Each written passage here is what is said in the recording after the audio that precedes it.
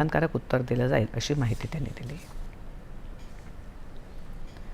त्र्यंबकेश्वर इथे पुढच्या वर्षी होणाऱ्या सिंहस्थ कुंभमेळ्यासाठी प्राधिकरणासह जिल्हा प्रशासनानं केलेल्या नियोजनाचं राज्यपाल जिष्णुदेव वर्मा यांनी कौतुक केलं आहे. या नियोजनबद्ध तयारीमुळे नाशिकचा जागतिक स्तरावर नावलौकिक उंचावायला मदत होईल असा विश्वास त्यांनी व्यक्त केला. नाशिक त्र्यंबकेश्वर कुंभमेळा विकास प्राधिकरणाच्या मुख्यालयात राज्यपालांनी आज विकासकामांचा आढावा घेतला. कुंभमेळ्यादरम्यान पावसाळा आल्यानं स्वच्छता आणि आरोग्याकडे विशेष लक्ष देण्याची गरज आहे.